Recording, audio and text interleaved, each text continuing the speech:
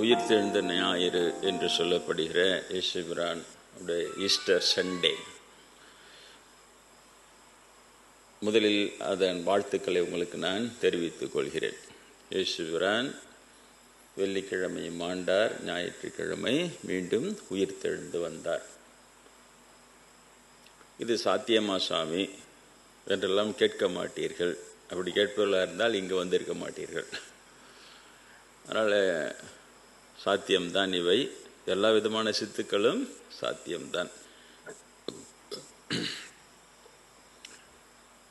இயேசுபிரான் 2000 ஆண்டுகளுக்கு முன்னால் தோன்றுகிறார். அப்பொழுது யூத சமயம் என்று சொல்லப்படுகிற அந்த சமயம் என்பது மிகவும் நன்றாக வந்து கொண்டே இருந்தது. அவர்கள் அடிமைகளாக இருந்தார்கள் எகிப்தியர்களிடம். அவர்களை மீட்டு கொண்டு வந்தார் மோசே. கடவுள் 10 கட்டளைகள் தருகிறார், இதை பின்பற்ற சொல் என்று சொல்லுகிறார். அப்படி மீட்டு கொண்டு வருகிறவர்களை அரசனின் படை துரத்தி கொண்டு வந்து கொல்வதற்கு வருகிறது. கடலை பிரித்து வழிவிட்டு இவர்களை மத்தியும் காப்பாற்றிவிட்டு அந்த படையை மொத்தமாக கடல் மூழ்கி அழித்து விடுகிறது. இவ்வளவு அந்த கடவுள் காப்பாற்றி கொண்டு வருகிறார். அவர்கள் சமைக்க வேண்டிய அவசியமே இல்லாமல் மன்னா என்கின்ற உணவு வானத்தில் இருந்து அவர்கள் கொட்டும் தினமும். இந்த மன்னா என்ற உணவை சாப்பிட்டு கொண்டு வருவார்கள். அவர்களுக்கென்று உங்களுக்கென்று ஒரு நாடு இருக்கிறது, தேனாறு பாலாறு ஓடுகின்ற கானான் தேசம், அங்கு செல்லுங்கள் என்று சொல்லவே அதை நோக்கி வருகிறார்கள். ஒரு குழுவினராக புறப்பட்டவர்கள் அதுக்கு பிறகு 6 லட்சம் பேர் 7 லட்சம் பேராக பெரிய அளவிலே வந்து, ஆனால் அந்த 6 லட்சம் 7 லட்சம் பேராக வந்து கொண்டே இருக்கிறார்கள் அந்த கானான் தேசத்தை தேடி. அவ்வளவு பேருக்கும் கடவுள் தினமும் உணவு கொடுக்கிறார். அப்படின்னா அந்த எந்த அளவிற்கு மகிமை பொருந்திய இறைவன் இல்லையா? அந்த அளவிற்கு அப்படிலாம் வந்து அவர்கள் வளர்ந்து நிற்கின்ற அந்த வேளையிலே 13 பழங்குடியினத்தவர்கள் அவர்களாக பிரிந்திருக்கிறார்கள். அவர்கள் ஏன்னா மோசே மாத்திரமல்ல, டேவிட் என்கின்ற அரசன். அப்பொழுது அந்த கிங் டேவிட் அவனுடைய கதை தனியாக இருக்கிறது. அதே போல் எலியா, கிங் டேவிட் கதையை நான் மலையிலேருந்து இறங்கும்போது நம்ம அன்பர்களுக்கு 2 மணி நேரம் 2.5 மணி நேரம் இறங்கணும், முழுக்க சொல்லி முடிச்சிட்டேன். இறங்கிறதுக்குள்ள சொல்லி முடிச்சிட்டேன். அதுலேயும் சின்ன 2 பிட்டு இன்னும் கூட இருக்குது, சின்ன கதைகள். பஸ்ஸுக்காக காத்துட்டு இருந்த போது கீழே அப்போ 2 சின்ன அந்த பிட்டும் சொல்லிட்டேன். அதுக்கப்புறமா பார்த்தா அப்புறம் ஒரு பிட் 2-3 பிட்டு ஞாபகம் இருக்குது. அதே சொல்ல அது மாதிரி அது தனி அந்த கிங் டேவிட். அது மாதிரி நம்மக்கிட்ட எப்படி இங்கே 63 நாயன்மார்கள், 12 ஆழ்வார்கள், அந்த சிவபெருமான் விளையாடல் திருவிளையாடல்கள், மதுரையில் அந்த 64 திருவிளையாடல்கள் இப்படியே இருக்கிறது. இந்த மாதிரி இங்கே இருப்பதை போல அங்கும் நன்றாக அந்த மாதிரி கடவுளுடைய விளையாட்டு அற்புதமாக இருக்கிறது. கடைசியில் பார்க்கும்போது தான் இது எல்லாம் ஒரே கடவுள்னு வந்து சேரும். இங்கேயும் ஆதியும் அந்தமும் இல்லை, அரும்பெருஞ்சோதின்னு பாடுவார் மாணிக்கவாச சுவாமிகள். அங்கேயும் காட் இஸ் லைட் அப்படின்னு சொல்லிட்டு ஒரு ஒளிப்பிழம்பு வானத்திற்கும் பூமிக்கு நின்று மோசேவிடம் பேசியது. அப்படி தான் இருக்கும் அங்கேயும். அதனால் கடைசியாக வரும்போது பிரம்மேந்திர சொன்ன அந்த கருத்து ஒன்று சேரும். இறைவன் ஒருவன் தான், ஆனால் அவன் ஆயிரக்கணக்கான வடிவங்களை எடுக்கிறான். ஏனென்றால் மக்கள் பலவிதமாக இருப்பதனால் அவர்களுக்கு நன்மை தருவதற்கு ஆயிரக்கணக்கான உருவங்களை எடுக்கிறான். இதுதான் அவர் சொன்னது. சரி, அப்போது அந்த மாதிரிலாம் வந்து வளர்ந்து கொண்டு வந்த ஒரு சமயம் இங்கு இந்தியாவிலும் நன்றாக வளருகிறது. இங்கே வளர்ச்சியை பற்றி சொல்லணுமா? விநாயகர், முருகர், அம்மையப்பன் இல்லையா, பெருமாள் இங்கு நன்றாக வளர்ந்து கொண்டு இருக்கிறது. முனீஸ்வரன், இப்போ ஐயப்பன் எல்லாம். எங்கேயுமே பிரச்சனை இருக்காது. பிள்ளையாரை கும்பிட்றோம், முருகரை கும்பிட்றவன் நம்மெல்லாம் இருக்காது. ஆனால் பிராமணன் நுழைந்த உடனே எல்லாமே பிரச்சனை ஆகிடும்.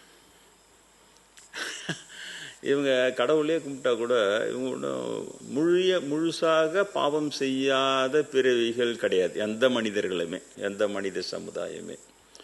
அதனால அந்த பாவத்துக்கு தண்டனையாகத்தான் பிராமணன் உள்ள நுழையிறான். நான் அப்படிதான் எடுத்துக்கிறேன். இல்லைன்னா ஏன் நல்லா இருக்கிற சமயத்தில் ஏன் பாப்பம் நுழைவான இல்லையா? அங்க நுழையிறான். பரிசேயர்கள், சதுசேயர்கள், வேதப்பாரகர்கள், இங்க இருக்கிறாங்களே ஐயர், ஐயங்கார், பண்டிதர்கள், அதே மாதிரி தான் கிட்டத்தட்ட மேஜர் இந்த 3 குரூப் தான் அங்கே மேஜரா இருந்திருக்கும். அதுல நுழைஞ்ச உடனே அதனால பல விஷயங்களை சொல்லிட்டேன். தி சைலண்ட் பீரியட் ஆஃப் ஸ்பிரிச்சுவலிசம், அன்வயத்தின் மௌன காலம். அதுல பெரிய மகான் வந்திருக்க மாட்டாங்க, சின்ன சின்ன சாமியாருங்க, சின்ன சின்னதா நீயா நானா அப்படின்னு சொல்லிட்டு இப்போ கூட ஓடுது இல்லை, நீ ஆகோரியா ஆகோரியா பாடுற உன்னடாய் சொல்லிட்டு யூடியூப்ல சமூகம் கொளுத்தின்னு இருக்குது.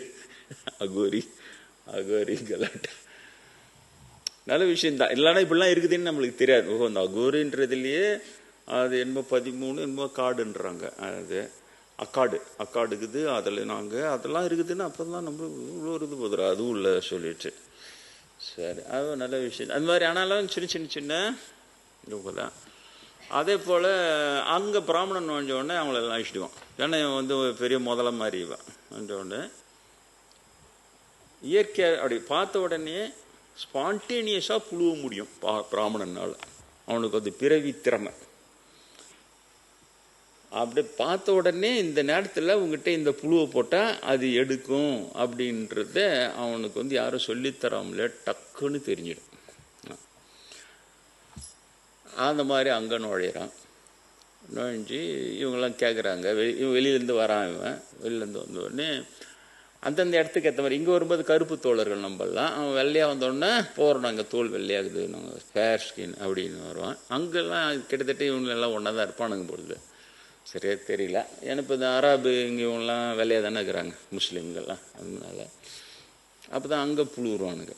எடுத்த உடனே நீங்கள்லாம் என்ன அது எல்லா கதையும் கேட்டுக்கிறான். முதல்ல மோசேக்கு காட்டில் கொடுத்தாங்க. அப்புறம் மோசேனுடைய அண்ணன் ஏரானுடைய வழி வந்தவர்கள் தான் அந்த யூத சமய கோயிலுங்களுக்கெல்லாம் பூசாரியாக அவங்கள தான் வச்சுருப்பாங்க. புரியுதா? ஏன்னா கோயிலில் இருக்கணும், ஒரு பூஜை பண்ணணும், அவனை வரவங்களுக்கெல்லாம் விபூதி குங்குமம்லாம் கொடுத்து அப்படிலாம் இருக்கணும். அதில் யாருன்னா ஸ்பெஷலாக எங்கள் வீட்டில் தங்கமாக கொட்டினார், ரைட், ஒரு பூஜை ஏற்பாடு பண்ணி கனகத்தார ஸ்தோத்திரம் சொன்னோடனே உங்கள் வீட்டில் தங்கமாக கொட்டும் அப்படின்னு பண்ணிவிட்டு இருக்கிற தங்கத்தெல்லாம் விற்று அவனுக்கு கொடுத்து அமுச்சிட்டு அவனை மோட்டேஷனாக. இப்போ உங்கள் வீட்டில் ஏன் கொட்டலான்னு கேட்க மாட்டான். கனக சோத்திரமே வச்சுக்கிறேன், ஊராணையெல்லாம் பணக்காரன் நகர்னா உங்கள் ஊரில் ஏன் பணக்காரன்? அதில் என் பையன் ஸ்டேட் போய்க்கிறான், இப்போ நல்ல சம்பளத்தில் இருக்கான். அதே கணக்கார சோத்திர சொல்லி உங்கள் வீட்டில் கொட்டிக்கலாம்ல. என்னமோ நடக்குது சொல்கிறேன். இதை போல் அந்த இடத்துல அவன் அந்த கரெக்டாக புழுவோம் போய் அடிப்பான் பிராமணன்னாலே. நம்ம மக்களுக்கு அதிகம் சொல்லி விளக்கம் செய்ய வேண்டிய அவசியம் இல்லை. எனக்கு அண்ணாமலையார்கிட்டே போய் அடிச்சுவான். நான் அடிமுடியை பார்த்துட்டேன், தாழம்பு சாட்சியை வச்சு புலிவி. அப்புறம் அண்ணாமலையார் கோயிலே உங்களை சேர்க்கக்கூடாதுன்னு தான் கொடுத்துருப்பார் பொழுது சாபம். டப்புக்குன்னு பிரம்மதாவா புலிவிட்டாரு, பிரம்மனுக்கு கோயில் கிடையாது சாபம் வருஷம், அங்கேயும் புலிவி அதை திருப்பிட்டான் பார். இது ஒரு வகுப்புல சொல்லிட்டு போனேன் நான். உண்மையிலே உங்களால் நம்ப முடியாது. அன்னைக்கு இரவு திருவண்ணாமலையிலிருந்து பிரம்மதேவன் என்னை சந்திச்சு ரொம்ப சந்தோஷப்பட்டு போனார். எனக்கு ஆச்சரியமா, யாருமே இதை சொல்லலை. சொல்லது அவருக்கு இவங்களுடைய அந்த உள சித்திரவதை செய்கிற பிராமணன் இவனுடைய உள சித்திரவதை எப்படி இருக்குதுன்னா ராவணேஸ்வரனை சந்திச்சுன்னு சொல்லிட்டு போறாரு. இந்த மாதிரி நான் பெண் பித்தெல்லாம் கிடையாது, மனைவியை தவிர இன்பவியோட தொடர்பு இருந்தது. அதுவும் அவளுடைய வளர்ப்பு தந்தை தான் எங்களுக்கு சேர்த்து வச்சாரு. அவள் விரும்பித்தான் என்னோட இருந்தாலே தவிர இவனுக்கு சொல்ற மாதிரி ஒரு வயசு கப்பிச்சிட்டான். நீ ஒரு பெண்ணை விருப்பம் இல்லாமல் அவளை தொற்ற தலை சொக்குமுறை உடைச்சடான் சாபம் குட்ட, அதனால சீதையை தொடாம அப்படியே பூமியோட தோண்டி மூட்டா. என்னடா அறியல அடப்பாவீங்களா? பகீரன் ராவணேஸ்வரனை சதீஷ் சொன்ன. இப்ப ராவணேஸ்வரனுக்கு என் மேல எவ்வளவு நம்பிக்கை வந்துச்சு பாரு. 7000 வருஷம் யாருக்கிட்டையும் சொல்லாத ராவணேஸ்வரன் என்னை சந்தித்து இந்த பிறவில சொல்லு. ரொம்ப ஆச்சரியமா இருந்தது. அடப்போங்களா? அப்ப இதுதான். அப்புறம் அப்போ வள்ளலார் சொன்னது சரிதானே, புராணங்கள் அனைத்தும் பொய் ஏன்ட்டு போனார் பாரு. பத்தியா? புராணங்கள் அனைத்தும் பொய் ஏன்னா ராவணேஸ்வரம் உண்மை, ராமபிரானும் உண்மை. ஏன்னா என்னை சின்ன வயசுலேருந்து அவங்க தான் வளர்த்துன்னு வராங்க. ராமபிரானும் சீதா பிராட்டி ஆஞ்சநேயரும் என்னை பார்த்து வளர்த்துன்னு வராங்க. அவங்க கொடுத்த வரம் தான் இது எல்லாமே. உனக்காக இந்த 3 அடி குடியில் இறக்கி வேணும். சீதா பிராட்டி சிறு வயசுல எனக்கு கனவுல அது இறக்கி வச்ச குடியில் தான் இன்னைக்கு இது வளர்ந்துன்னு இருக்குது கட்டடமா. குருநாதரிடம் போய் ராமபிரான் வாதம் பண்றாரு. அவனை சேலஞ்ச் வச்சார் குருநாதர். நீ ஞானானுபூதி அடிச்சாதான் நீ என் சீடன், இல்லைன்னா நீ ஒன்னு என்ன குருன்னு சொல்லிக்க, நான் ஒன்னு சீடன்னு சொல்லணுமே. அப்படி ஒரு சேலஞ்ச் வச்சு தான் கொண்டு வந்தார். நான் அடிச்சுட்டேன். அது 1989 ஆகஸ்ட் மாசத்துல ஜெயிச்சாச்சு இல்லையா? ஜெயிச்ச பிறகு ஆனா அங்க அவர் சுத்தி பிராமணனை சேர்த்து வச்சிருந்தாரு. அது இயற்கையாவே அந்த பிராமணர் மகான்ல பிறந்து எவ்வளவுதான் ஜாதி இல்லைன்னாலும் அவங்களுக்கு அந்த துடிப்புங்கிறத அவங்களால ஜெயிக்க முடியல. ஏன்னா சின்ன வயசுலேருந்து பிராமணாவே வாழ்த்து காட்டணும்னு அவரால் முடியல. அவங்கள என்ன விடுவாங்க. பல வகுப்பில் சொல்லிட்டேன். எப்படி கமல் சாமி எம்இ படிச்சுட்டு நான் பிஇ படிச்சுட்டு அவங்களுக்கு நாங்கள் ஓவர் குவாலிஃபைடு, எங்களை உள்ள விட்டா நாங்கள் ஓவர்டேக் பண்ணிட்டு விட்டா என்ன செய்யறது? அது நான் பேர் தெரிஞ்சுக்கினேன். நான் இது மட்டும் இல்லை, வேறு விஷயத்தில் ராமபிரான் சுவாமிகளிடம் வாதம் பண்ணதை எனக்கு காமிச்சாங்க. இந்த மாதிரி இளைஞர்கள் வழிவிட மாட்டேன்றீங்க. அப்போ அவன் கடைசி 70 வயசு வரைக்கும் அவன் தனியாகவே சமைச்சு சாப்பிட்டுன்னு இருக்கிறதான்னு கேட்குறாரு ராமபிரான். நம் சாமியில கேட்குறாரு. நான் அவனை வேற இடத்துக்கு கூட்டு போயிட்டு என்ன பண்ணுவீங்கன்னு. இந்த அளவுக்கு ராமபிரானுடைய ஆசையில் பெற்றவன் நான், தெரியுதா? இந்த அளவுக்கு. அப்போ அடுத்த வகுப்பில் நான் போய் உட்கார்ந்த உடனே குருநாதர் சொல்றார், கடவுள் திடீரென்று உங்களை வேறு இடத்திற்கு கொண்டு சென்று விடுவான், அதுவரை எனது சொற்பொழி கேளுங்கன்றார். நிரூபிக்கிறார். அதை ராமபிரான் அப்படி என்கிட்ட கேட்டது உண்மைதான். கண்டிப்பா வேற இடத்துக்கு எடுத்துட்டு போயிடுவாரு. ஏன்னா அது முடியாது, இவங்களை உடச்சி அது இளைஞர்கள் வழிவிடலாம் மாட்டாங்க பாப்பான்னு. ஆண்பிராமிக்கு வழிவிட மாட்டானுங்க, இளைஞராக இருந்தா வயதினா இருந்தா. அப்படி வந்தவனா நல்லா ராமபிரான் சீதா பிராட்டி ஆஞ்சநேயர் கனவுல காமிச்சு தான் இங்க கொண்டு வர்றாரு. அப்ப இவர்களும் உண்மை, ராவணேஸ்வரனும் உண்மை. இப்ப ராவணேஸ்வரன் என்கிட்ட சொல்ற போல இது போல உண்மையில எனக்கு நம்ப மாட்டேங்க. ராவணேஸ்வரன் சட்டையை கைட்டிட்டு மரியாதையா என்கிட்ட பேசிட்டு போனார். ராவணேஸ்வரன் என்கிட்ட பேசும்போது சட்டை இல்லாம தானே பெரியவங்க கிட்ட சட்டை இல்லாம பேசிட்டு பூணூல் இல்லை, அதுக்காக கூட இருக்கலாம். பூணூல் இல்லை, நான் பிராமணன் கிடையாது. இப்ப எப்படி சாமானியத்துல ராவணேஸ்வரன் பிராமணனா மாத்தினானுங்கன்னு தெரியல. ராவணேஸ்வரன் ரொம்ப கீர்த்தி மிகுந்தவனா இருந்திருக்கணும். இவனுக்கு தான் ஆட்டிய போடுறவன வச்சேன். சிவப்போட கட்டினவெல்லாம் என் பொண்டாட்டி நானும் ஒருத்தன். அந்த மாதிரி யார் வசதியா இருந்தாலும் அதெல்லாம் பிராமணன் பிடிக்குவான் இல்லையா? எனக்கே பதிவு போடுது. ஒரு பாப்பரை +2 பிடிக்கணும். விவேகானந்தர் பிராமினா என்ன எல்லாரையும் நான் கேட்டேன். நந்தனாரை விட்டு வச்சு கேட்டேன், பிராமி சேர்த்து என்ன காசா பணமா? காந்தி பிராமணா ஒருத்தன் என்கிட்ட, காந்தி பிராமணா தான் அப்படியா? எல்லாத்தையும் அவர் சுட்டு கொண்டவன் தாண்டா பிராமணன். இன்னும் அதுக்கப்புறம் நான் அப்புறம் வெரிஃபை பண்ணேன், ஒரு நான் ப்ரொஃபைல் தான் செய்யறது அவங்களுக்கு கிட்ட போய். அந்த மாதிரி பொய்னா பொய், பாப்பார பொய், அவ்வளோ பெரிய பொய். அண்ணாமலையார்கிட்ட புழு, நீ நானே மாத்திரம் அட உங்ககிட்ட புழு என்கிட்ட புழுறது இதெல்லாம். அண்ணாமலைகிட்ட புழுட்டான் பார், நான் அடிப்படி பார்த்துட்டேன் டப்புக்குன்னு. யாரு சாட்சியத்தோ தாழம்பு சாட்சி சொல், ஆமா பார்த்துட்டாரு இவரு தாழம்பு, அது என்ன பூவோ தெரியல. விட்டார் சாபம், புழு விட்டீங்களாடா போனடா, உங்களுக்கு கோயில் கிடையாதுடா அப்படின்னாரு. சரி சிவனே எல்லாருக்கும் எல்லாத்தையும் சொல்லி இருக்க போறாரா?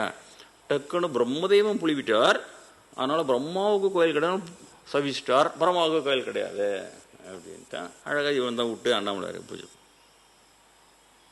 அப்ப அந்த பிரம்மதேவன் நான் சொல்றேன், இந்த பாப்பாடுங்களா நீங்க பண்ற கலாட்டா சாதாரண மக்களை ஏமாத்தது மட்டும் இல்லடா, ராவணேஸ்வரன்னு அது ஏதோ சொல்றாங்க, ராமாயணம் நடந்து 7300 ஆண்டோ ஏதோ ஆயிடுச்சுன்னு சொல்றாங்க.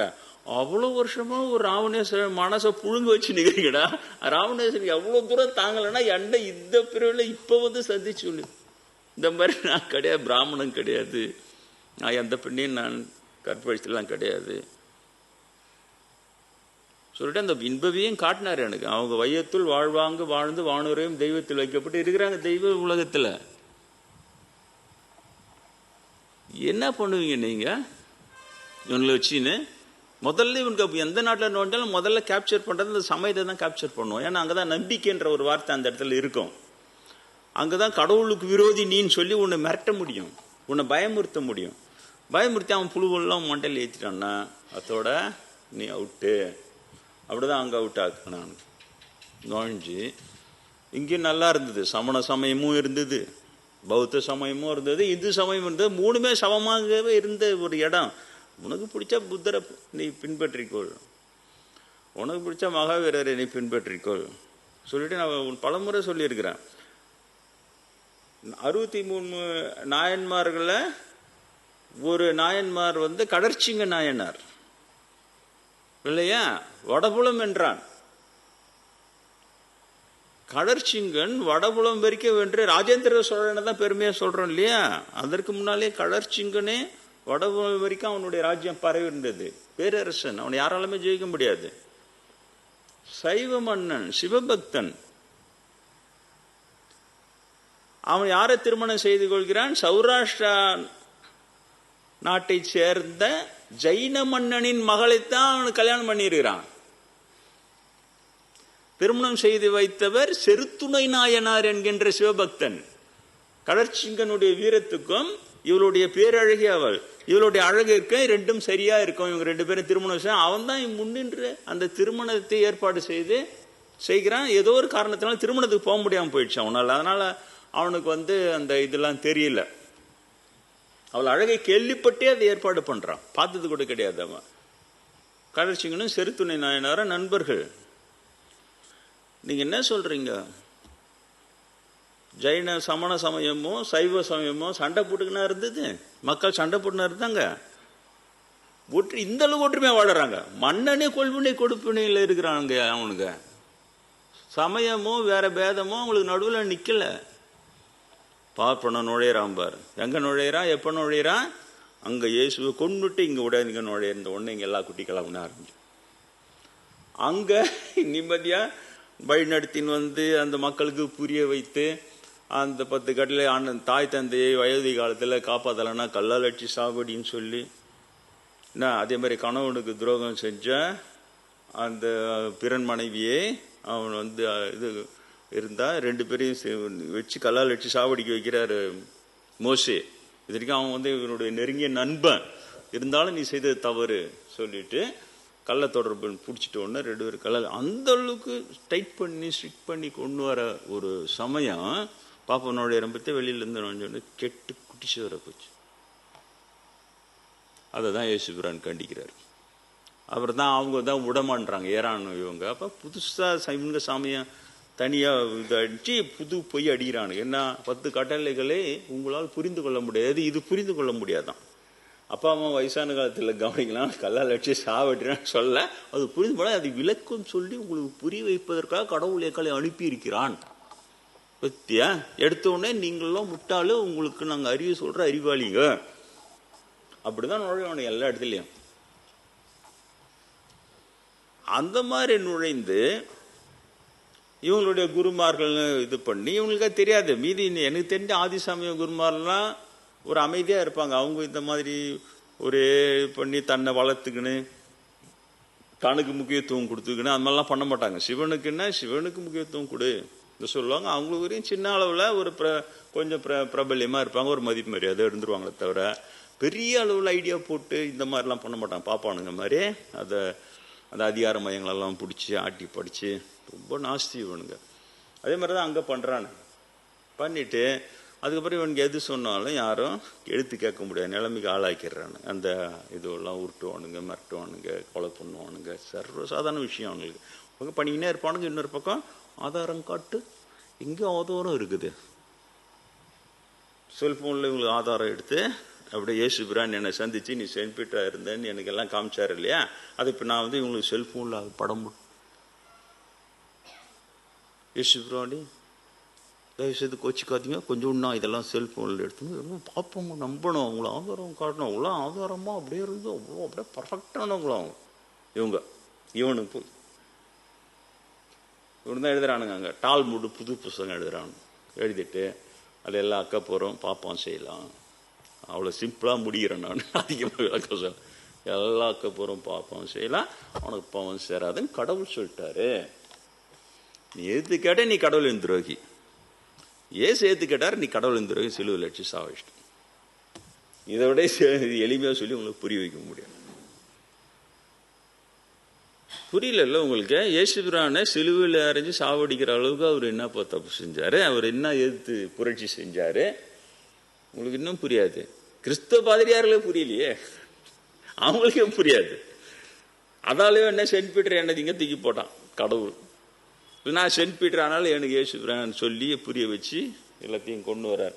இன்னை வரைக்கும் ஸ்டாப் பண்ணால் நான் கிறிஸ்துவ பேப்டிஸ்ட்லாம் நான் போனதும் கிடையாது. என் பேர் கிறிஸ்துவ நான் மாற்றுறதும் கிடையாது. எந்த ஒரு மண்ணாங்கட்டியும் கிறிஸ்துவ மாற்றி கிளேன்னு பேர் வச்சதும் கிடையாது நான், இல்லையா? அதுக்குள்ளே கிட்ட இவன் கிறிஸ்துவ கைக்குள்ளே கிறிஸ்துவ போதனை மிஷினரியும் கிட்ட காசு வாங்கி எவ்வளோ ஒரு கிறிஸ்தவ மாத்திரம் பார்க்குறோம் போடுறானு. என்ன காசாக பண்ணுமா? ஆனால் எனக்குலாம் லாபம்னா அப்படியே இருக்கிறானுங்க இவனுங்க. இப்போ இதே மாதிரி தான் அங்கே இயேசு பண்ணியிருப்பானு. எனக்கு இது ப்ரூஃப். இப்போ இவனுங்க பிராமண அடிக்கிற கூத்தெல்லாம் பார்த்த உடனே எனக்கு விளக்கம் சொல்ல வேண்டிய அவசியம் இல்லை. இதுதான் இவனுங்க பழி போடுவானுங்க, அவ்வளோதான். இப்போ நான் ஒரு ஸ்டேட்மெண்ட் தயாரிக்கிறேன். அப்போ பொய்யும் வதந்தியும் பிராமணர்களுடைய இருபெரும் ஆயுதங்கள். சரியா இல்லையா? நீங்க சொல். பொய்யும் வதந்தியும் பிராமணர்கள் இருபெரும் ஆயுதங்கள் தான். அது ஆயுதம். பொய் போட்டுனே இருப்போம், வதந்தி போட்டுனே இருப்போம். ஆனால் 1-2 ஒர்க் அவுட் ஆச்சுன்னா அதை வச்சு சவிச்சிடும். அப்போ இயேசு பிரான் அது கேட்குறா. இருக்கல ரொம்ப பெரிய அநியாயமான டால்முட். அதுதான் நான் பலமுறை சொல்லிட்டேன். யூத சமய இவங்க கோயில் இருக்கு, அதில் பிராமண பூசாரி இருக்கிறாங்கல்ல, அங்கே சிறுமிகள் வந்தால் அவங்க கற்பழிச்சிக்கலாமா? வித்தியா சமலகடா சாமி அப்போனா பிறந்தா பாப்பனம் பிறந்தோட சிறுமிகளை எல்லாம் கற்பழிச்சு தூக்கி போட்டு போயினே இருக்கலாம். கடவுளை தண்டிக்க மாட்டோம். கடவுள் ரைட்ஸ் கொடுத்துட்டாரு. எவ்வளோ உயர்ந்த கடவுள்! டேவிடுக்கு வழி நடத்தி யாடு மேய்ச்சிருந்தவனாக மன்னனாக்கி செஞ்ச அந்த கடவுள் அவனுடைய போர் வீரனுடைய மனைவி அழகா இருக்கிறான்னு அவளை ஆசைப்பட்டு அவளை திருமணம் செய்து கொள்ள போக, திருமணம் கூட இல்லை, அவளோட உறவை வைத்துக் கொள்கிறான். உடனே அசிரியா சொல்லுது, டேவிட் நீ செய்தது தவறு. ஏன்னா மன்னன் போர் வீரனுக்கு தந்தையை போல, மக்களுக்கு தந்தையை போல பாதுகாப்பா இருக்கணுமே தவிர அவனது மனைவியை நீ அனுபவித்தா, இதனால் உனக்கு இந்த தண்டனைன்னு சொல்லி அந்த தண்டனையெல்லாம் நிறைவேற்றுது. அதான் நாங்கள் மலைக்கு போயிட்டு இறங்கி வரும்போது ஃபுல்லாக சொல்லிக்கினே வந்தார். 2.5 மணி நேரமும் ஓடிச்சு. ஃபுல்லாக டேவிட் கதை தான் ஓடிச்சு. துல்லியமாக தான் கடவுள். அந்த கடவுள் இப்போ டேவிடு நம்மளால அரசனானா, அதனால அந்த கடவுள் சொல்லிடுவான், டேவிட் இனிமேல் நீ எந்த போர் வீரன மனைவியும் நீ அனுபவித்துக் கொள்ளலாம், உனக்கு பாவம் சேராது சொல்லியிருக்கணும்ல அந்த கடவுள். ஆனால் அது என்ன சொல்லிச்சு? மிகப்பெரிய தண்டனை இதற்கு உண்டு உனக்கு சொல்லிட்டு அந்த தண்டனைலாம் சொல்லிட்டு அந்த நிலை நடக்குது அவன் வாழ்க்கையில். அப்புறம் அவன் அழுது கெஞ்சி கூத்தாடி திருந்துறான். அப்போ கூட அந்த கடவுளுக்கு கோயில் கட்டணும்னு நினைக்கிறான். அப்போல்லாம் கோயிலெலாம் கிடையாது. கடவுள் கோயில் உன்னால் கட்ட முடியாதுன்னு சொல்லி, இந்த பாவத்தினால நீ கோயில் கட்ட முடியாதுன்னு சொல்லி திரும்ப அழுகுறான், கெஞ்சறான், தெரியாமல் செஞ்சுட்டான். அந்த பெண்ணும் அழுகுறா. அவர் சரி உனக்கு பிறக்கும் ஒரு மகன், நீ கட்ட எண்ணிய கோயிலை கட்டுவான். அவன் தான் கிங் சாலமன் பிறக்கிறான். அவங்களுக்கு பிறந்து சாலமன் தான் முதல்ல கோயில் கட்டுறான். எவ்வளோ ஸ்ட்ரிக்டான கடவுள். தான் பக்தன் தொட்டி இப்படி சொல்லிச்சான். அதில் பாப்பாவை நோஞ்சு இப்படி எழுதி கோயிலுக்கு வருகிற சிறுமியில கற்பழித்து கொள்ளலாம், அந்த கோயில் பூசாரிக்கு எந்த பாவமும் சேராதுன்னு எழுதி வச்சா, இதை விட ஒரு பெரிய அயோக்கியத்தனம், ஒரு கடவுளுக்கு துரோகம் வேற எதனா இருக்க முடியுமா சொல்லுங்க? நீங்க கடவுளின் பேரால் கற்பழிக்கிறதுன்னு ஒண்ணு நினைச்சு கூட பார்க்க முடியாது. போல அருவருப்பான விஷயம். அதை கடவுள் கொடுத்தாரு. அதை தான் இயேசுகிறான் கண்டி. ஏன்னா முந்தா நாள் செத்தார் வெள்ளிக்கிழமை, இன்னைக்கு ஞாயிற்றுக்கிழமை உயிர் தெழுந்து காட்டிட்டார் தேவகுமாரன். ஆனா ஏன் செத்தாரு, ஏன் சாவடிச்சாங்கன்றது இன்னைக்கு யாருக்குமே சொல்றதே கிடையாது. இவங்க கிறிஸ்தவ பாதிரிமார்களாக இருக்கும்போது பட்டாசு வச்சு காட்டி எல்லாம் போட்டு இயேசுவின் நாமத்தினாலே இல்லையா, இன்னும் அதுலயே இருக்கிறாங்க. இவங்களுக்கு இதுக்கு டைம் இல்லை. இயேசுவின் நாமத்தினாலே பிசாசுகளை ஓடிப்போங்க, எல்லா பிசாசும் ஓடி போகுது. பிசாசு ஓட்டுற வேலை எக்கச்சக்கமாகிடுது உங்களுக்கு. ஏன்? அது ஓடி போய் கொஞ்ச நாள்லயே அது ஒரு 5 பிசாசு எக்ஸ்ட்ரா கூட்டுன்னு ஓடி வந்துடுது. வனாந்தரத்தில் சுத்திட்டு எக்ஸ்ட்ரா ஒரு 5 பிசாசு கூட்டுன்னு வந்துடுது. நான் சொல்ல சார், இயேசு தான் சொன்னார். அப்புறம் 5 ஒன்று 6 பிசாசுக்கு ஓட்டி ஆகணும் இவங்க. யாரு? கிறிஸ்தவர். அதனால இயேசு நாமத்தினாலே 6 பிசாசு ஓடிப்போங்க.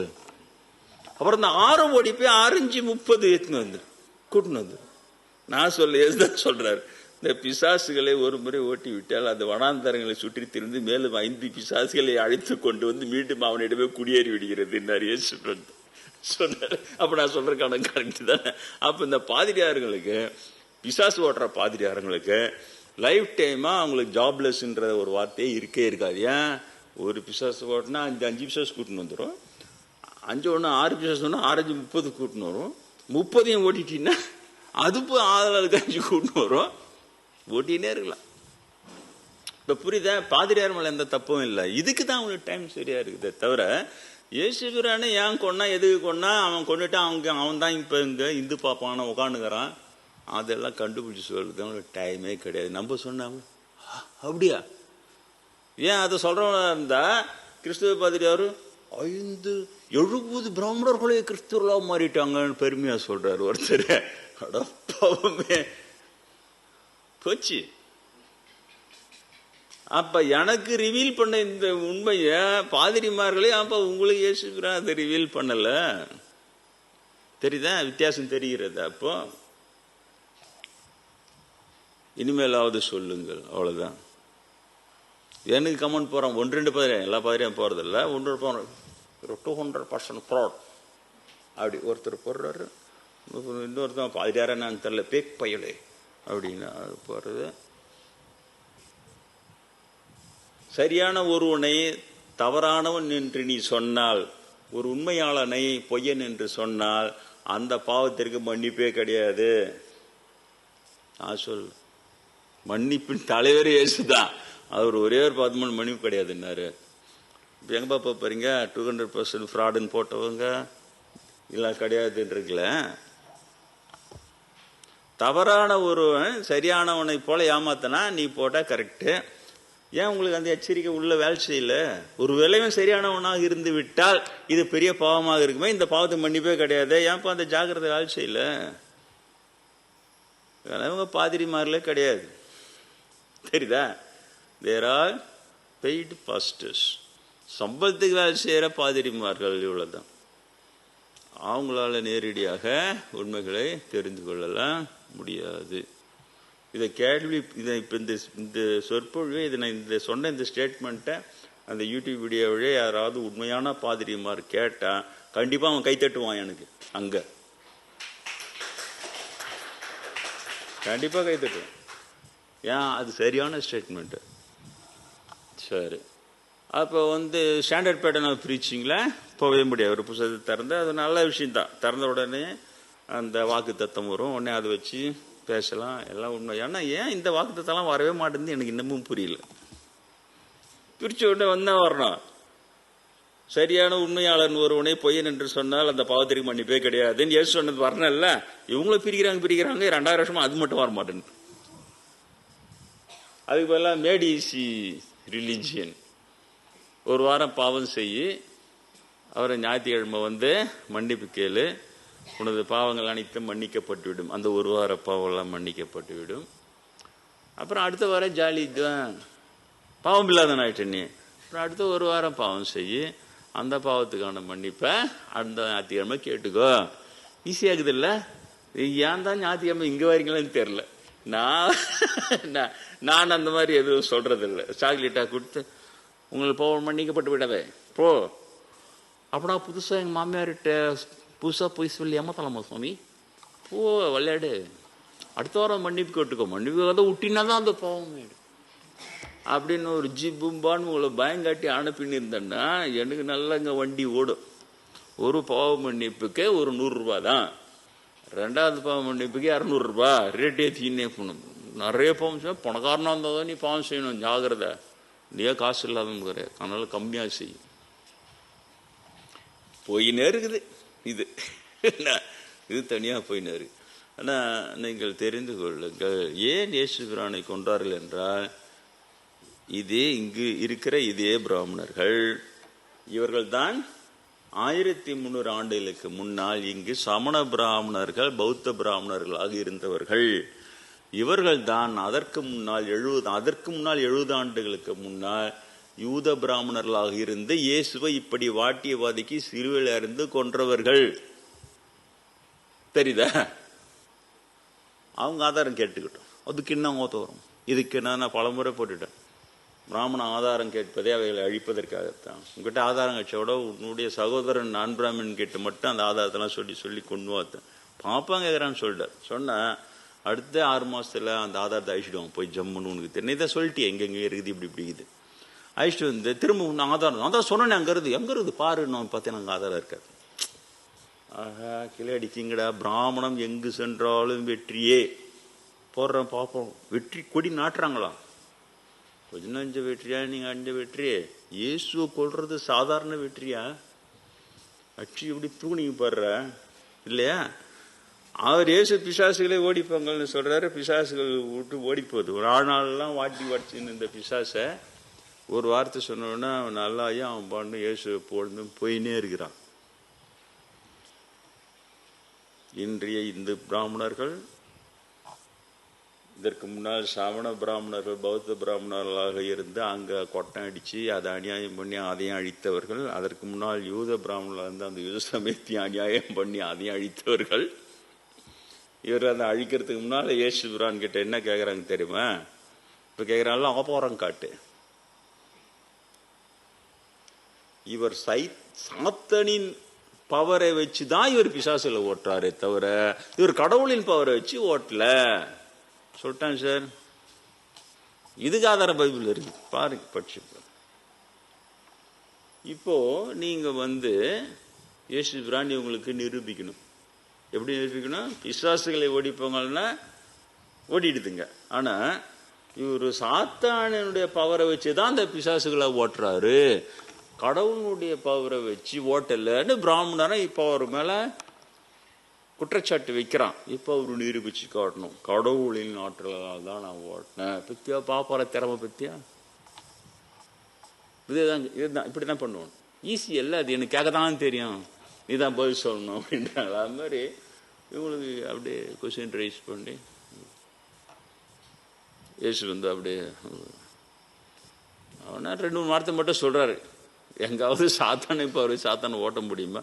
சாத்தான் பவர் இருந்தால் அவன் சாத்தானுடைய பிள்ளைகளை வளரதானே செய்வான், ஓட்டுறதுக்கு எங்கதுன்னா அதெல்லாம் இயேசு பிரான் செய்கிறாரு. இருந்தாலும் இயேசு பிரானும் சரி, இன்றைய பிரம்மேந்திர எனது குருநாதர் இந்த பிறகு பிரம்மேந்திரரும் சரி, இவங்க ஏனோ தெரியல பிராமணர்களை திருத்த முயன்று இருக்கிறார்கள். அவர் செய்த மிகப்பெரிய தவறு. நான் செய்ய மாட்டேன். நீ சொல்ல போய் நம்ம ஒரு 10 பேரை சேர்ந்து போய் பிராமணரை திருத்தலாமா? வரீங்களா, போலாமா? முதல்ல நான் தான் ஓட்டுருவேன் விட்டாஞ்சவர். தெளிவா இருக்கிறேன்.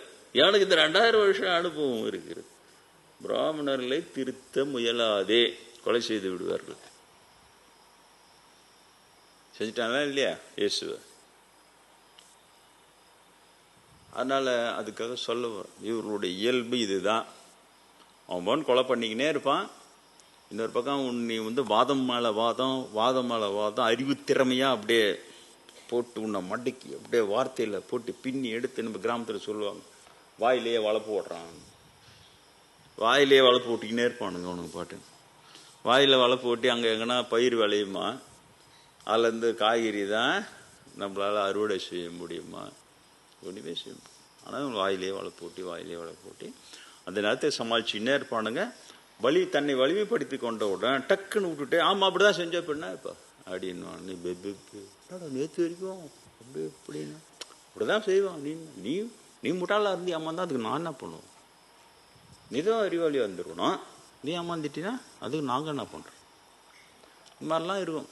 ரொம்ப கேவலமாக இருக்கும் பிராமணனுடைய வாதமும் அவங்களுடைய திறமையும் அவங்களுடைய சாதுரியமும் ரொம்ப கேவலமானது என்பதை நன்றாக தெரிந்து கொள்ளுங்கள்.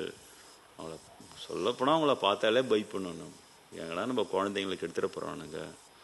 புழுவி அந்த குழந்தைங்களை சொன்னல, ஒரு நாடார் சமூகத்து பையன்கிட்ட அந்த பிராமணம் கொஞ்சம் கூட ஒரு கூச்சமே சொல்கிறான் சார். அவன் பிராமண சங்கத்தில் உட்காந்து சொல்கிறான் சார், நாடார் பையன் என்கிட்ட வந்தான், நீ பாவம் செய்யதாண்டா பிறந்துக்கிற, நீ பாவம்தான் செய்யணும்னு சொன்னாராம். இவர் அறிவுரை சொல்லிட்டாராம்.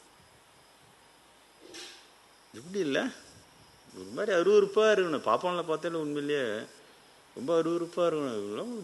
முதல்ல மனுஷன்லாம் வாழ கற்றுங்கடா. நீங்கள் அதுக்கப்புறம் நீங்கள் வாதம் எல்லாம் பண்ணலாம். வேதங்களை எவர்களும் அழிக்க முடியாது, வேதங்களை எதிர்த்தவர்களும் அழிந்து விடுவார்கள், வேதங்களை அழிக்கணும் தான் உலகமும் அழிந்து விடும், நீங்கள் அதை தெரிஞ்சுக்கோ. போன வாரம் ஒரு பாப்பானுக்கு போடுறான். வேதங்களை யாரும் ஆயிடுச்சா இல்லை வேதத்தை யாரும் ஒன்றா ஆயிடுச்சா, அது கிடக்கட்டேன்டா. முதல்ல நீங்கள் மனுஷன்லாம் வாழ கற்றுங்கடா. தெரியுதா?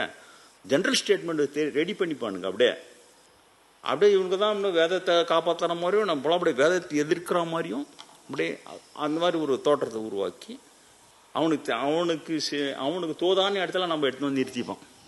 நீ ஒரு சின்ன ஸ்டேட்மெண்ட் விட்டேன்னு வச்சுக்க, இவன் வேதத்துக்கு எதிரி, இவன் வேதத்தை அழிக்க போகிறான், அப்படியே பழி போட்டு அது கொள்றது. உங்களுக்கு தெரியுமா, இந்த பாப்பானுங்க வந்து நீங்கள் கும்ப கூடி ஆலோசனை பண்ணி இப்படிலாம் பண்ணணும்னாலாம் அவங்களாம் பண்ணுறதே கிடையாது. ஒரு இண்டிவிஜுவல் பாப்பானோ ஒரு ஜெயந்திரன் அவனுக்கு இன்பார்ன் ஸ்கில்லாக இருக்குது சார். அது கேஷுவலாக சர்வசாதாரணமாக அடிக்கிறானுங்க. ஸ்பான்டேனியஸாக நீங்கள் வர்றது நீங்கள் அவன் மாதிரி எதிர்பார்க்க முடியும். ஏன்னா 2000 வருஷம் ஊருன்னு அயோக்கியத்தனா அது அடிச்சு தள்ளுறானுங்க அவனு பாட்டுன்னு. பாப்பத்தையும் சேர்ந்துக்கின்னு நீ என்ன செய்வ? இவங்களுடைய இந்த கெட்ட குணத்தினால தானே என்னுடைய இயேசுவான எனது முற்பிறகு குருநாதரை என் கண்ணெதிரையே நான் பலி கொடுத்தேனே. அதனால நான் கத்ததான் செய்வேன், புலம்பு தான் செய்வேன். 2000 ஆண்டுகளுக்கு பிறகுவாது புதிய இயேசுபிரான்களை காப்பாற்றுங்கள் மக்களே. புதிய இயேசுபிரான் வந்து கொண்டே இருப்பார்கள். இந்த பாப்பார புழுவுக்கு கூட ஜால்ராட்சின்னா அன்று இயேசுவை கொண்ட பாவம் இவனுக்கு ஏவிதான் விடுவானுங்க. அந்த அரசாங்கமும் இதுவும் உண்மை நினச்சின்னு போய் கொள்ள. ஏன்னா புத்தகத்தை காட்டுவோம், ஏதோ டால்முட்லையும் உங்களுக்கு ரைட்ஸ் இருக்கு, காலங்காலமாக நாங்கள் சிறுமிகளை கற்பழிச்சுட்டு வரோம், அப்படியும் எங்களுக்கு பாவம் சீரலை, நாங்கள் நல்லதானே இருக்கோம், கடவுள் தண்டிக்கலையே, இவர் அதெல்லாம் தப்புன்றாரே. உங்கள் மனதில் தோன்றிய கற்பனைகள்லாம் எழுதி வைத்துக் கொண்டு இது கடவுள் சொன்னது என்று சொல்வீர்கள். நேராக கேட்கிறார் இயேசு. அதை காட்டின உடனே மாதானே, அப்போ ஒரு கடவுளின் துரோகி தானே, கடவுள் எங்களுக்கு கொடுத்தார எழுதி. அந்த சிறுமிகளை என்னடா நஞ்சிகால பார்த்தீங்களாடா, அந்த சிறுமிங்க நிலைமையும் அந்த அவங்கள பெற்றவங்க வயிறு எரியுதும் அவங்களோட துடிப்பும் கீரல் கூட அந்த கணக்கிலே எடுத்துக்கல. அதுதான் யோசிக்கிறா, உனக்கு மற்றவர்கள் எப்படி நடந்து கொள்ள வேண்டும் என்று நீ எண்ணுகிறாயோ அதை நீ மற்றவர்களுக்கு செய். அப்போ உன் வீட்டு சிறுமியே ஒருத்தன் இப்படி பண்ணா உனக்கு எப்படி இது ஆகும்? அப்போ நீ அதை செய்யக்கூடாதுன்னு நினைக்கிறல்ல, அதே போலதான் நீ அந்த இன்னொருத்தன் சிறுமியை நீ பண்ணக்கூடாது. இவனுக்கிட்ட நடக்கும் அதெல்லாம் ஸ்பெஷல் ரைட்ஸ், இவங்க அப்படியே தெய்வீக பிறவியாம். அந்த மாதிரி கொண்டுட்டு இயேசுபிரான அவர் உயிர்த்தெழுந்த உடனே பகீரந்து சதுசேய பிராமணர்கள், பரிசேயர்கள், சதுசேயர்கள், வேதபாரகர்கள், ஃபாரிசிஸ், சாதிசிஸ் அண்ட் ஸ்கிரைப்ஸ்ன்னு சொல்லி அதில் இருக்கும். அந்த சதுசேய பிராமணர்கள் கொஞ்சம் புட்சாலி, உஷாராக தப்பிச்சிடும். இயேசுபிரான் புகழ் பரவுதுன்னு தெரிஞ்சோன்னா அடுத்த 70 ஆண்டுகளில் ஒருவர் கூட விடாமல் அங்கிருந்து காலி பண்ணி ஓடியான்ட்டான் சார். அங்கே குறிப்பு இருக்குது. சதுசேய பிராமணர்கள் உங்களுக்கு புரியத்துக்காக சொல்கிறேன். ஆர்த்தடாக்ஸ்ன்றது பொது வார்த்தை, அவ்வளோதான். ஆர்த்தடாக்ஸ்ன்னு சொல்லிப்பான் இவங்களை.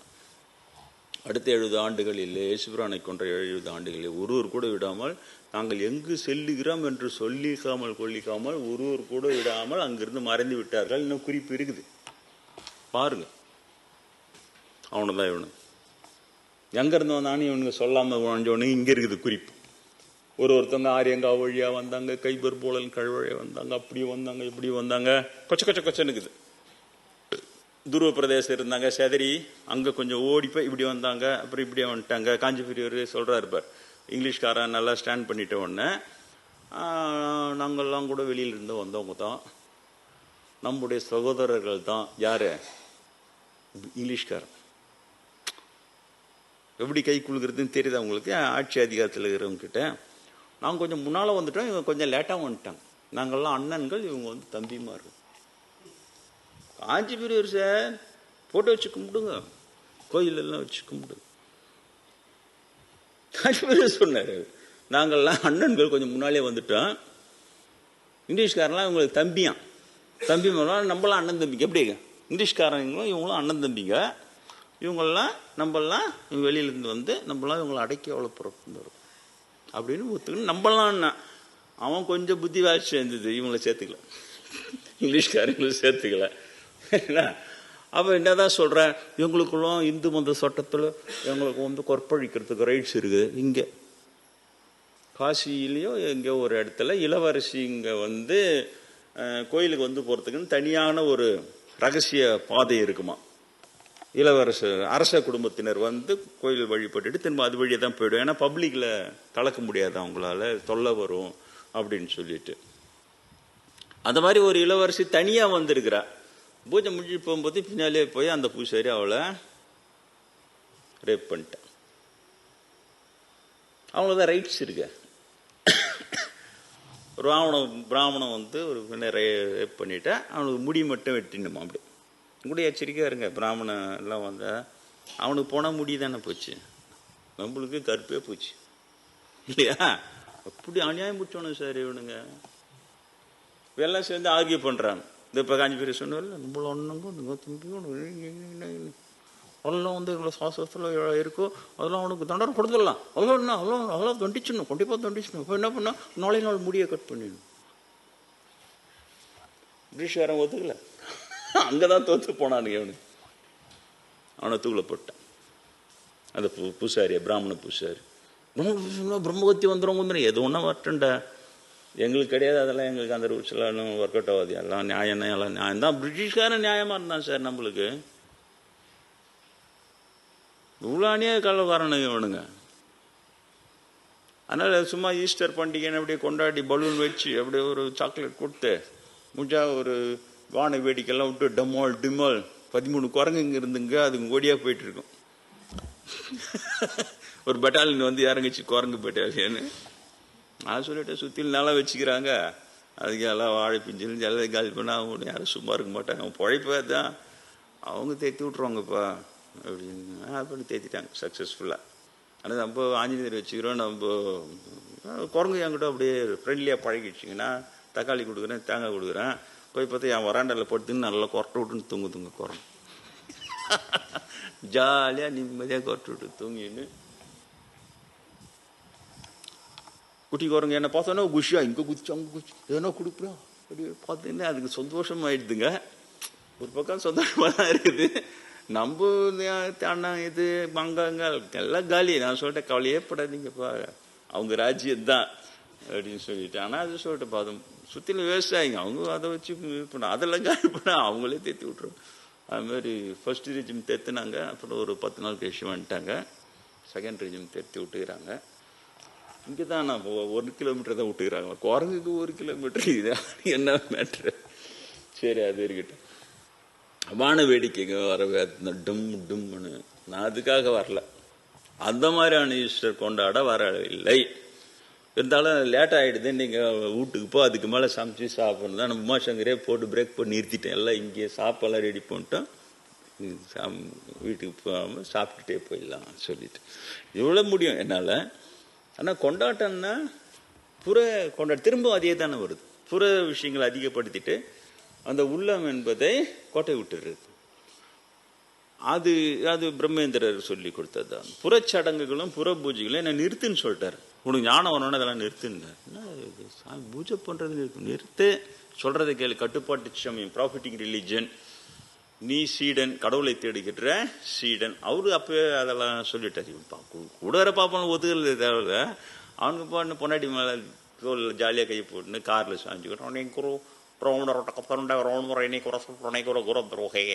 இது ஸ்டேட்மெண்ட் சொல்றதுக்கு ஒரு பெரிய விஷயமா, இது ஒரு பெரிய கஷ்டமா இதுக்கு இவனுக்கு. ஆனா அவரு என்ன அப்படி வளர்க்கல. நீ கடவுளை தேடுகிற சீடன், நான் கடவுளை தெரிந்த குரு, உனக்கு தேவையான பொருள் என்னிடம் இருக்கிறது, உனது லாபம் கடவுள், அப்ப நான் சொல்றதை நீ செய்ய, அவ்வளவுதான், கேள்வி கேட்காத. ஏன்னா என் கூட இருக்கிறவங்க இத்தனை பேர் இருந்தான் பேசினே இருந்தான், நான் அவனுக்கு விளக்கெல்லாம் கொடுத்துக்கினே இருந்தா ஒருத்த மட்டும் தேரலன்னார். அதே மாதிரி ஆயிடாத, கட்டுப்பாட்டு சமயம் சொல்றத கண்ணை முடியும். அந்த மாதிரி தான் செஞ்சேன். கண்ணை மூடிக்கின்னு செய்ய, கண்ணை திறந்துக்கின்னு செஞ்சேன். தேறிட்டேன். உண்மையிலே இன்ன வரைக்கும் எனக்கு தெரியாது. இன்னை வரைக்கும் எனக்கு பிரம்மேந்திரோட சீக்ரெட் தெரியும். எப்படி என்னை கடத்தியதுன்னா இன்ன வரைக்கும் தானே தேறிட்டேன். ஞானானுபதி அடிச்சாதான் நீ என் சீடன், அப்படிலாம் நீ ஒன்று எனக்கு குருன்னு சொல்லிக்க வேண்டாரு. அடிச்சிட்டேன் 1989 ஆகஸ்ட் மாதத்தில் அடிச்சோன்னா அவரு தான் ரொம்ப சந்தோஷப்பட்டார். அடிச்சிட்டான் வார்த்தை. அவங்களுக்கெல்லாம் விளக்கம் சொன்னார். கூட இருக்கிறவங்களாம் உங்களுக்கு இப்போ புரியாது நான் என்ன சொல்கிறேன்னு. அவன் அடிச்சிட்டான் ஜெயிச்சிட்டான்னு சொன்னான். அவனை ஒன்றுமே செய்ய முடியாது இனிமேல் அப்படின்னு சொல்லிட்டு அது ஒரு உதாரணம் கூட சொன்னார். உள்ளூர்காகங்கள்னு சொன்னார். அவங்களாம் உள்ளூர்காகலாம் ஒரு வடையை நடுவில் வச்சுட்டு சுற்றிலாம் வட்டமேஜை மாநாடு போட்டு அந்த வடையை இப்படி சாப்பிடலாமா அப்படி சாப்பிடலாமான்னு ஒரு வாதம் பண்ணிக்கினே இருந்தாங்களாம். வாக்குவாதம், அறிவு திறமை வச்சு. வெளியூர்லேருந்து ஒரு காகம் பறந்து வந்ததான். யாரு? நான் தான். அதுக்கு பசி. நீங்க என்னடா டிஸ்கஸ் பண்ணி உட்காந்துக்கிறாங்களா? இந்த உள்ளூர்காகலாம் வச்சுக்கின்னு அந்த வடையை தின்னாம டிஸ்கஸ் பண்ணி இருந்ததுங்களா? வெளியூர்காக நேராக வந்து அதுக்கு பசி வடையை அடிச்சுன்னு போய் அது உட்காந்து தின்ட்டு போயிடுச்சுன்னு அவன் இஷ்டான்னார். அங்கே கிளாஸ்லேயே சொன்னான் அவன் இஷ்டம். ஆனால் உங்களுக்கு அண்ணா அடிச்சான்னு உங்களுக்கு தெரியாது. 10 வருடங்கள் கழித்து உங்களுக்கு தெரியும் அவனுடைய வாழ்க்கை எப்படி, உங்கள் வாழ்க்கை எப்படின்றது. இப்போ நான் சொல்ல உங்களுக்கு புரியாது. அவ்வளோ பெரிய குரு, புரியுதா? அவரிடம் இந்த பிரிவில் நான் வந்து தேரன் அந்த கட்டுப்பாட்டு சமயத்தை வச்சு அந்த மாதிரி அந்த அப்போ தான் சொன்னார். ஒரே ஒரு இது மட்டும் சொல்கிறேன். ஏன்னா அந்த கடவுளை அறிந்த பிறகு செய்கிற பூஜை, கடவுளை அறிவதற்கு முன்னால் அவங்க பூஜை செஞ்சாங்க பெரியவங்கன்ட்டு வச்சு அதனால செய்யற ஒரு பூஜை. இந்த ரெண்டுத்துக்கு வித்தியாசம் இருக்குதுன்னு சொன்னார் பிரம்மேந்தர். ஏன் அவங்களுக்கு புதுசா இருக்குது பாரு. என்ன சாமி வித்தியாசம்? இவனுக்கு போறாங்கல்ல கிறிஸ்துவ போதனோட கோயில் இந்து மதத்தை அழிக்க வந்த இந்து மதத்தினுடைய ஆழமான உண்மைகளை சொல்லி அதை தூக்கி நிலைநிறுத்த வந்தவனே நான் தான்டா.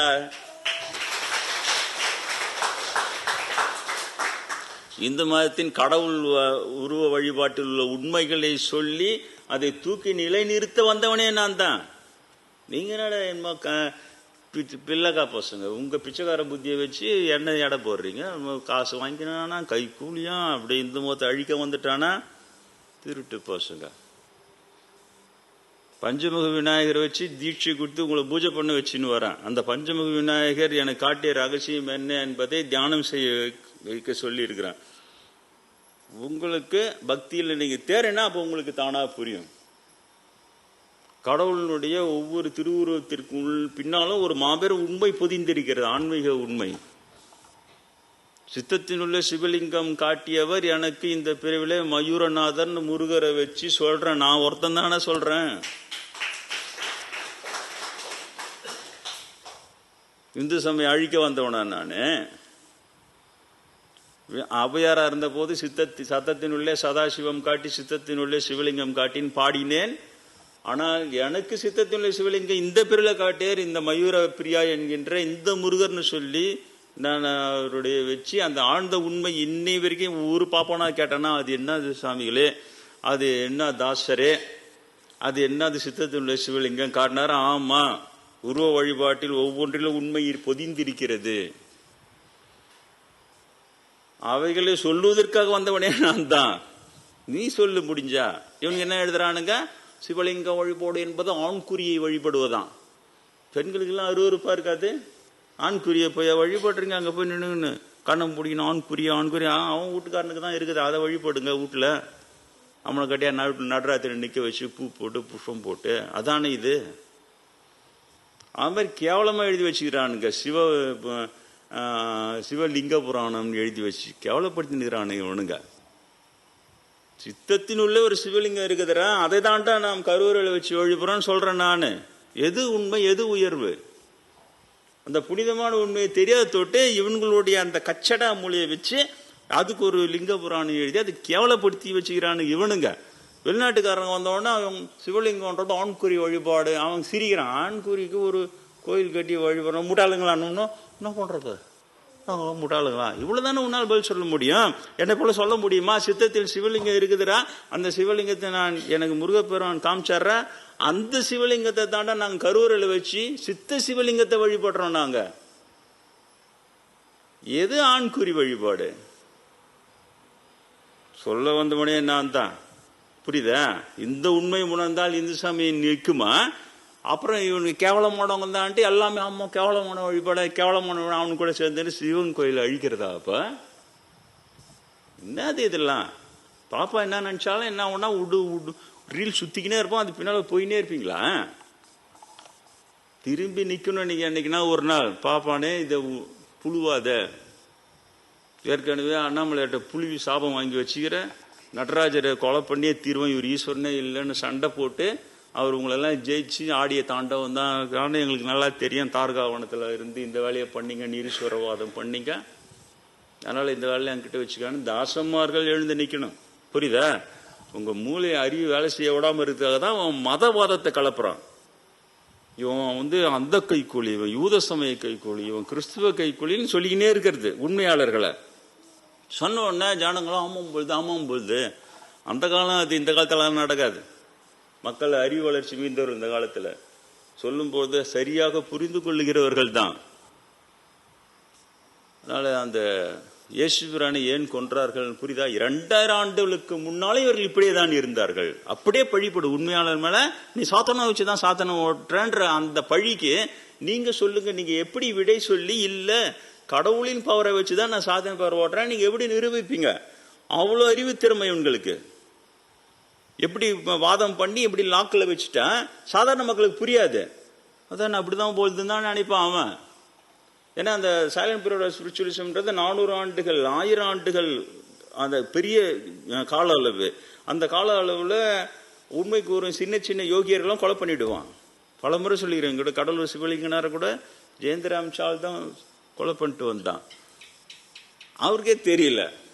நான் பிராமின் சாமியார், நான் பிராமின் மக்களே, உங்கள் நான் பிராமின் சாமியார்களே, உங்கள் நான் பிராமின் யோகியர்களே, உங்கள் நான் பிராமின் குருமார்களிடம் பிராமணனை சேர்க்காதீர்கள். நல்ல பிராமணத்தோட அவனுக்கு கொண்டு போய் சேர்க்காதீர்கள். ஏனென்றால் உங்கள் குருவை காப்பாற்ற தெரிந்து கொள்ளுங்கள். இது ரகசியமாக நடந்து கொண்டே வருகிறது. அங்க போய் பாடம் கத்துக்கிற மாதிரி கத்துக்கின்னு அவருக்கு சிஷூர் செய்யறேன்னு சொன்னா சிவலிங்கனாரே ஏமாந்தாரு. சிரிச்சோர் 3 ஓட்டி நான் சோரம் பண்றான். எங்க மடத்துல எங்க பெரியப்பா அப்படிதான் சொல்லி கொடுத்துருவார், உங்ககிட்ட அமைச்சு உடம்பு தொண்டுவார் சொன்னார்னு அவர் ஏமாந்தார். 100 வயது வரை வாழ்வேன்னு சொல்லி எழுதி எல்லா நான் பிராமின் சாமியார்லாம் ஏன்பா 80 வயசுலேயே செத்து போறாங்க? ஏன் இப்போ சமீபத்தில் ஒரு சாமியார் நித்யானந்த சாமியார்னு ஒருத்தர் சமாதி அடைஞ்சார்ல, அவரும் சொல்ற 100 வயது வரை வாழ்வேன்னாரு. அப்புறம் 85 வயசு. பிரம்மேந்திர சொன்னார் நான் 120 வயது வரை வாழ்வேன்னு சொன்னார். பிரம்மேந்திர மிகப்பெரிய பிரம்மஞானி யாரும் இல்லை. 80-85 வயசுல காலி. ஏன் வர்ண ஆசிரமம் இல்லைன்னு போல்டா உடைச்சாரு, ஜாதிலாம் இல்லைன்னு போல்டா உடைச்சாரு. அது பிராமணன் சரி பண்ணு தூக்கி அடி. ஏன் அதெல்லாம் கூட சொல்லாம ரமணர் பிறவி என்னுடைய முற்பிறவி காஞ்சி பிறவி அமைச்சு 2 சீடல் கோஷம் அமைச்சு காலி பண்ணார். பத்தியா? ஏன் பூணில் எடுத்து போட்டாரு, அவர் எல்லார்ட்டையும் வாங்கி சாப்பிட்றாரு. மடி ஆச்சாரங்களும் கெடுத்துருக்கார். அவர் மகன் அவர் இருக்கலாம். அதனால ஆனா மற்றவர்களும் எல்லோரும் கெடுத்துருக்கான். போய் வச்சான். பாப்பம் வைக்கிறது தெரியாத அவனுக்கு முடிச்சிட்டாங்க. இதுதான் நடக்குது. அதனால நான் சொல்லும் போது இது எல்லாம் மனதிலே கை கொள்ளுங்கள்.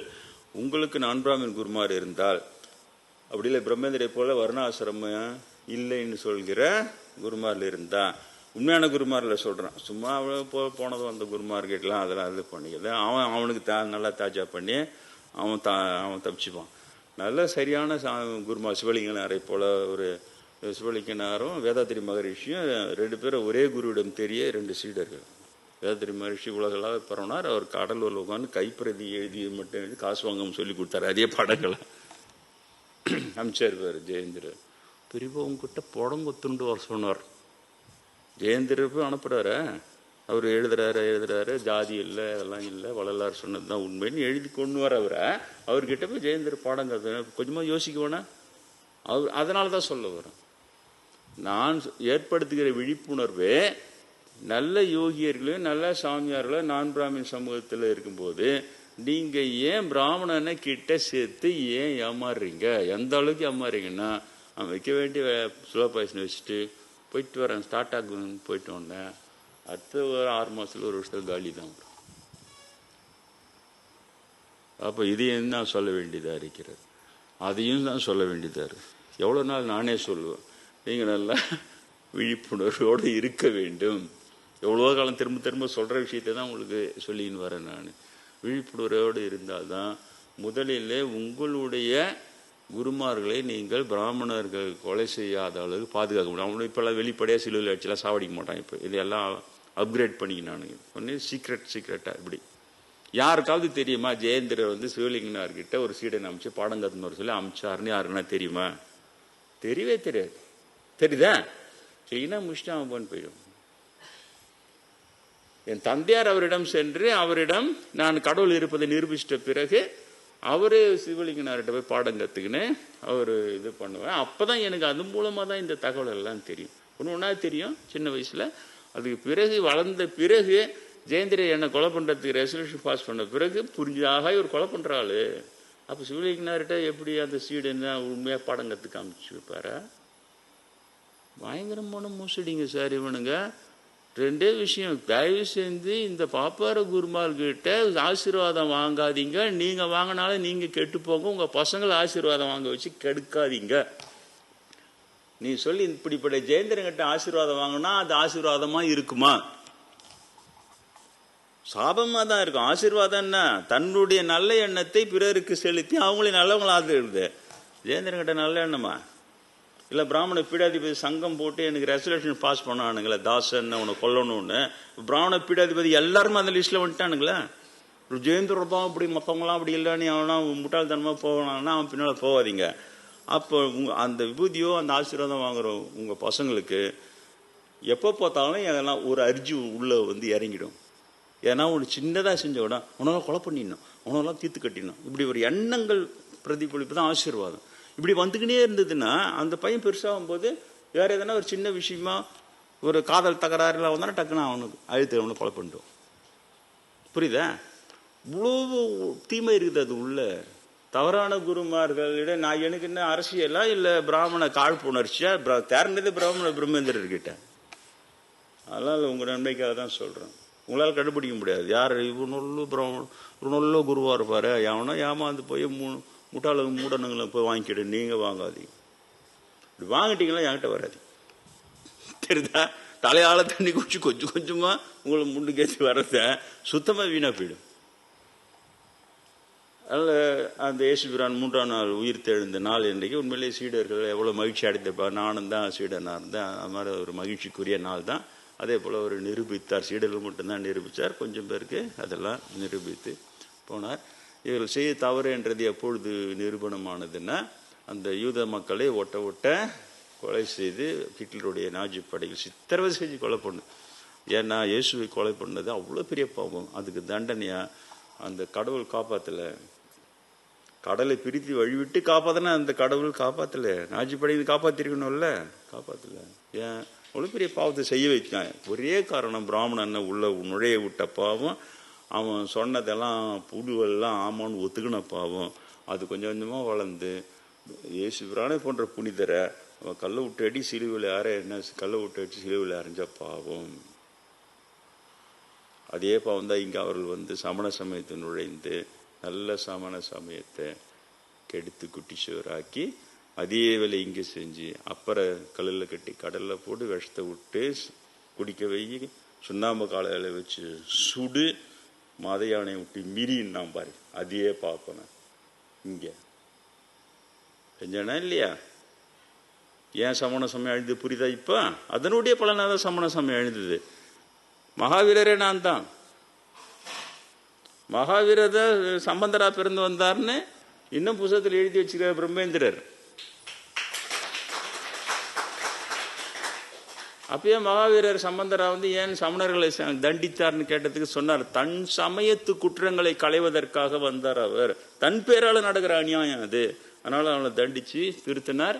அதில் இன்னொரு ரகசியம் இருக்குது. பிராமணனை தண்டிச்சா பிரம்மகத்தி வந்துடும், பிராமணனை வந்து மரண தண்டனை கொடுத்துட்டா பிரம்மகத்தி வந்துடும் சொன்னார். 8000 சமண பிராமண பண்டிதர்களை குலச்சிறை நாயனார் என்ற ஒரே அமைச்சரே தலையை சீவுறார். 8000 பிரம்மகத்தி வந்தா என்ன ஆயிருக்கணும்?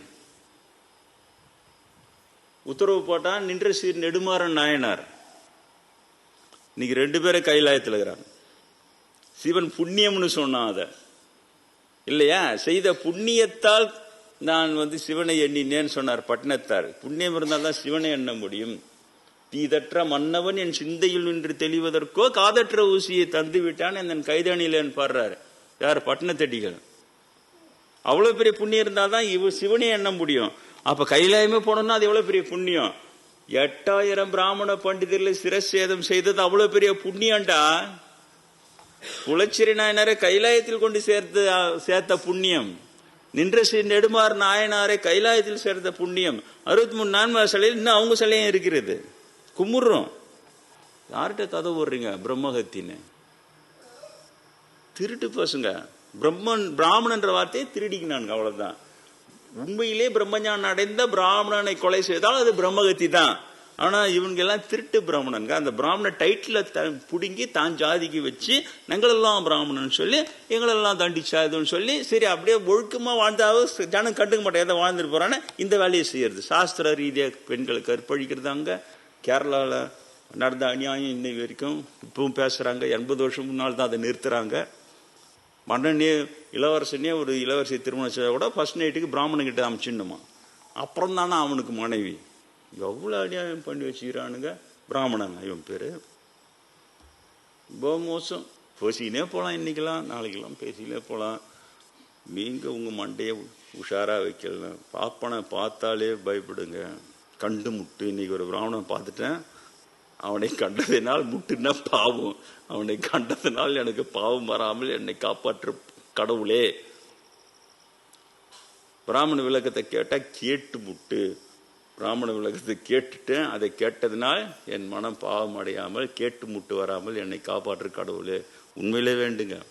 நான் சுமணங்காட்டியும் இது நான் அரசியல்வாதியா சுமணங்காட்டியை சொல்லி விட்டு அப்படி தூண்டி விட்டு அப்படி கலறி விட்டான். அதை அவன் செய்வான் இல்லையா? அவன் திருந்தறதுக்கு விருப்பம் இல்லை. அதனால அதுக்கு வேற வேற வேற வேற காரணம் சொல்லுவான். வேறு வேறு காரணம் 100 சொல்லுவான் பிராமணன். அதெல்லாமும் முட்டுல சேர்த்துங்க அந்த பாவனை. இயேசுபிரானுடைய அந்த உயிர் தெழுந்த ஞாயிறு தினமான என்று அது சாதாரண விஷயம் இல்லை. தானே பலியாகவும் தெரிஞ்சே பலியா வருது. நான் என்னை சாவிச்சுடுவானுங்க, இருந்தாலும் 3ஆம் நாள் உயிர் தெழுந்து வருவேன். அவ்வளோ பெரிய தியாகம். ஆனால் தியாகம் வீண் போகலை. ஏன்னா அவரிடம் நான் சென்ட் பீட்டரா தேர்ன அந்த புண்ணியத்தினால தான் சம்பந்தரா இங்க பிறக்கிறேன்.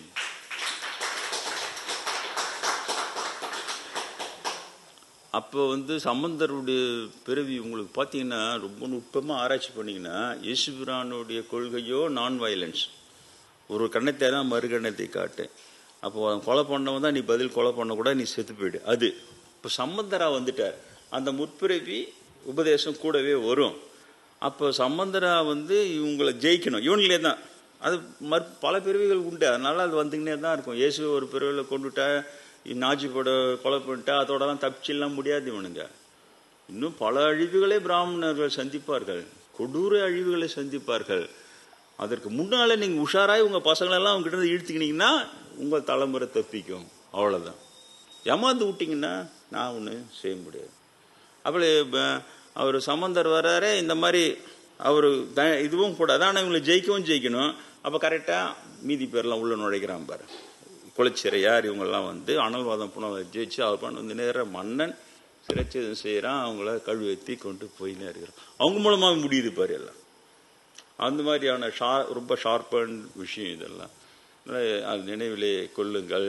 இயேசுபிரானுடைய சமீபகால பாடங்களாக நான் எடுத்துக்கொண்டு வருவது, கடவுள் அகம்புறம் 2 படைத்தானே, புற சுத்தத்தை மாத்திரம் பெரிதுபடுத்துகிறீர்களே பிராமணர்களே, உள்ளத்தில் பொல்லாங்க நிறைந்தவர்களாக இருக்கிறீர்களே, உங்கள் உள்ளத்தை எப்பொழுது சுத்தம் செய்து கொள்ள போகிறீர்கள் கேட்டார் சார். அந்த ஒரு கேள்வி தான் சாவடிச்சோம். அதே தான் இனி 2000 ஆண்டுகளுக்கு பிறகு ஒவ்வொரு இயேசுபிரான் வகுப்பில் நான் கேட்கிறேன். சென்ட் பீட்டராக இருந்து வந்த நான் கேட்கிறேன். அன்று யூத பிராமணர்களாக இருந்தவர்களே, அதுக்கு பிறகு இயேசுவை கொன்று இங்கு சமண பிராமணர்கள் பௌத்த பிராமணர்கள் இருந்தவர்களே, அப்பறை கொடுமை செய்து அதையெல்லாம் அழித்து விட்டு இப்பொழுது இந்து பிராமணர்களாக இருக்கிற இந்து பிராமணர்களே, நான் கேட்கிறேன்.